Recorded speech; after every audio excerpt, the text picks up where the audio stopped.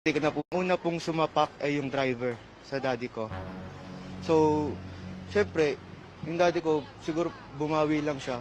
Then ako, Hello guys, what's up once again, Palaboy OFW here. So for today's vlog mga idol is nagsalita na yung anak ng driver na nabaril at kasalukuyan na balita ngayon is namatay na yung ama ng bata na to.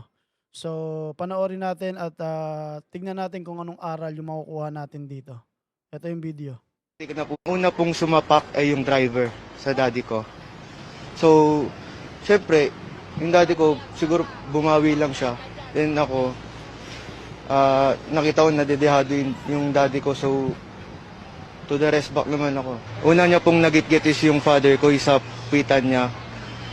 Muntik na po siyang sumemplang. Ang una pong sumapak ay yung driver sa daddy ko. So, syempre, yung daddy ko, siguro una pong sumapak. So yun Lods, napanood natin yung video ng anak ng tatay niya.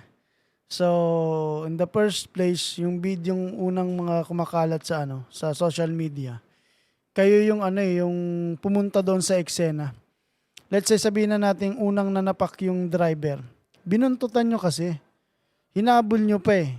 Alam nyo na magkakagulo. Talagang hinabol nyo yung at saka ikaw yung anak, isinuplong mo yung tatay mo dun sa driver na hindi natin ine-expect na may baril pala. Pinagtulungan nyo. So ngayon, na-trigger yung driver. Hindi natin alam yung mga mangyayari.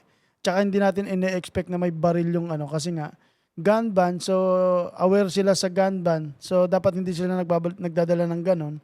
So ngayon, sinasabi mo na inunahan kayo. Pero hindi naman darating sa punto na yun na na magkakaganon kung hindi nyo hinabol at kung hindi mo sinumbong.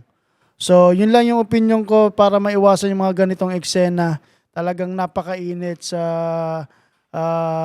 kalye yung ganito, no? Makipagpakumbabaan na lang tayo sa isa't isa, di ba, mga Lods? Hindi naman mahirap yun, hindi naman mawawala yung pagkalalaki natin, eh. Tapos, wag natin isubo yung mga tropa natin, kapatid, tatay, kung sino man yan, para makagawa ng init, no? Yung hindi pagkakaintindihan.